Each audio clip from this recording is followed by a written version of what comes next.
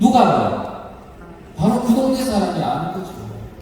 우리는 왜 그 동네에서 북한군을 도왔던 좌파 주민들의 악행에 대해서 우리는 지금까지 이렇게 모르고 있었는가? 우리는 지금 다시 이 시점에서 다시 우리는 냉정한 눈으로 역사의 현실을 직시할 필요가 있다고 생각합니다. 자, 그리고나 많은 사람들을 잡아다가 가두었는데 내무소 유치장, 말하자면 경찰서 유치장에도 많은 사람을 잡아도 곳곳에, 그 다음에 형무소, 그러니까 형무소에도 많은 사람을 체포해 두었다가 인천 상륙작전 이후 전세가 역전되면서 북한군이 막 급속하게 북한으로 올라가게 되면서 이 가둬뒀던 사람을 다 처형하고 올라갔어요. 대전 형무소에서는 5, 6천 명을 학살하고 올라갔어요. 그런데 이 사람을 누가 잡아들였냐 하면 마을에서 바로 좌파 주민들이 잡아들인 겁니다. 우리가 지금 이 사람의 죽음의 책임을 우리가 좌파 주민들에게 물어야 하는 것입니다. 근데 왜 우리는 지금까지 그걸 모르고 있었냐? 그래서 많은 곳에서 그런 집단 학살극이 일어났는데 그 북한군이 후퇴를 할 때 김책이라고요.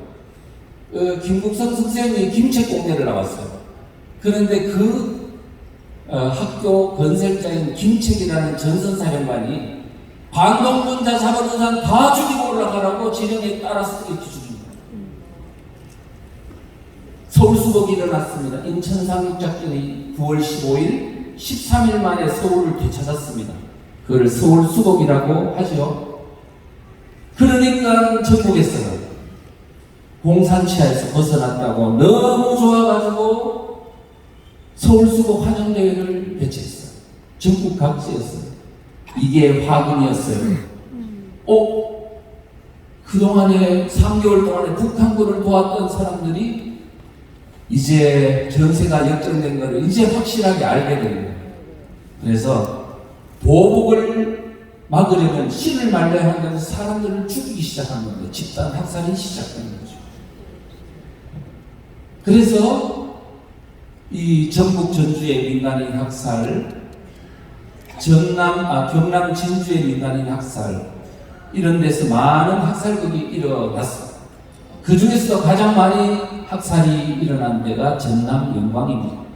제가 전남 영광에 가봤더니 영산면이 가장 많이 죽었대요. 그래서 영산면에 있는 영산교회에 77명의 교인이 순교당했습니다.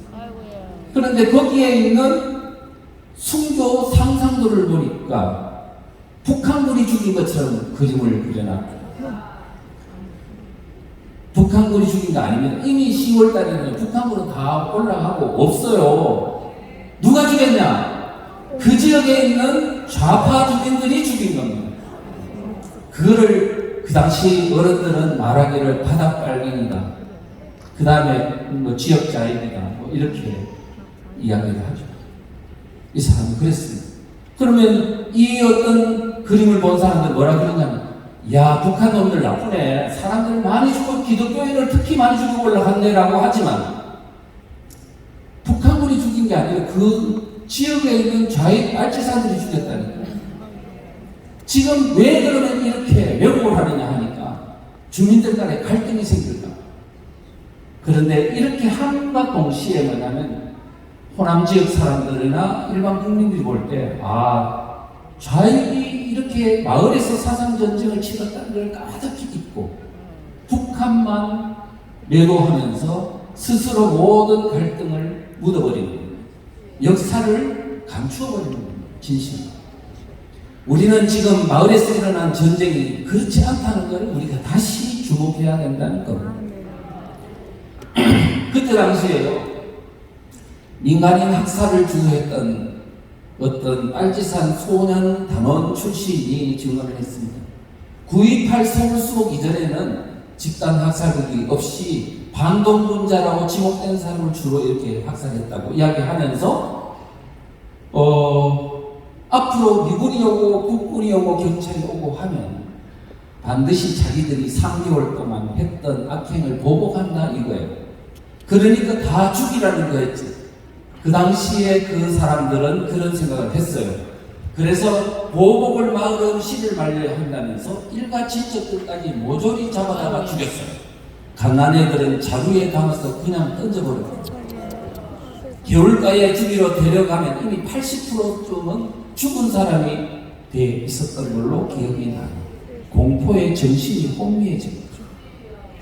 여러분, 지금 이것을 보면 우리는 그때의 상황이 생생히 기억나야 합니다.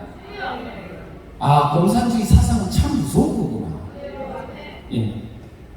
그런데요, 이게 남한에서만 이런 일이 일어난 게 아니었어요. 국군과 유엔군이, 국군은 10월 1일부로 강릉에서부터 이렇게 북진에 올라갔고 10월 9일부터는 이제 본대와 그 다음에 미군하고 올라갔어요.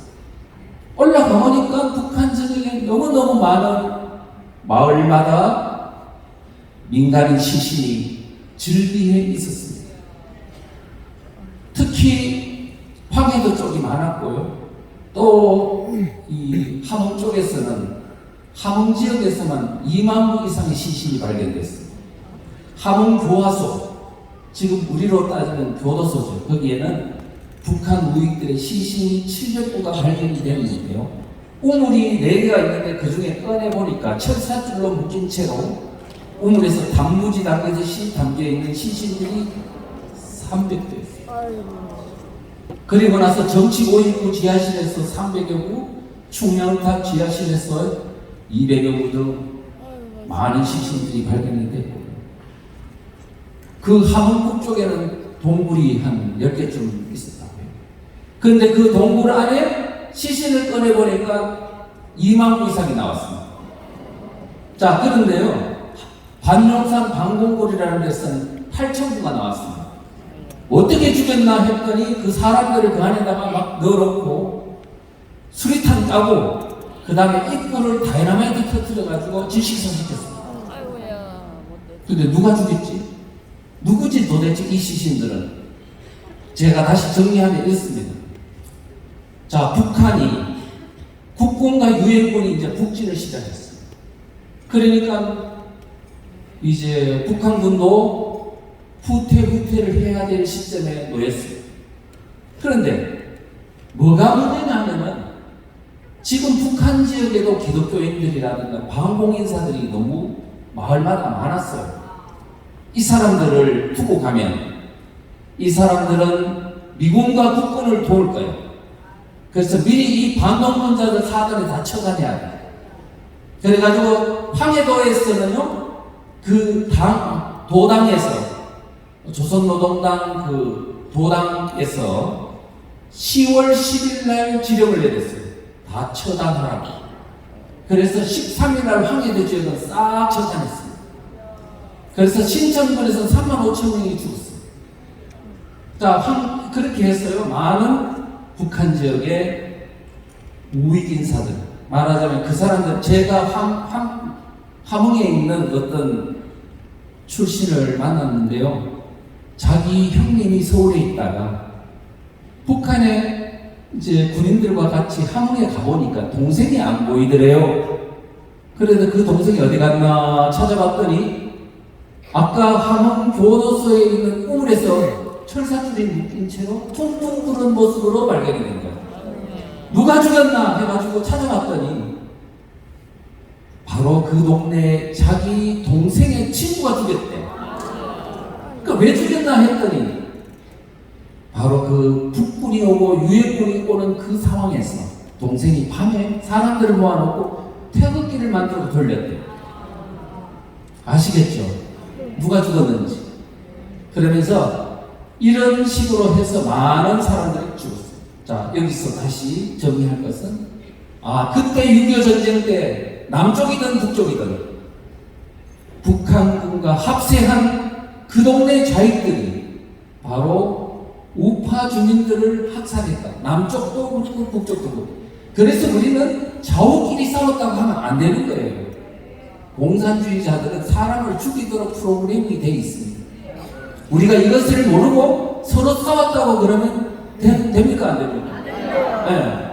이거는 진실을 왜곡하는 것이고 호도하는 것이라고 보이죠. 자, 그러면 6.25 전쟁 마을에서 일어난 전쟁 알았습니다. 이게 지금 대한민국에서 다시 일어날 수 있다.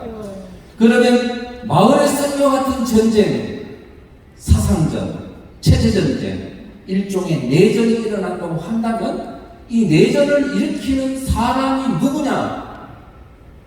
그 사람들이 체제를 바꾸려고 하는 내용을 좀 알아야 되겠다는 거죠. 그래서 문재인 정권 당시에 과연 그들은 이 대한민국을 어떤 나라로 만들려고 했는지를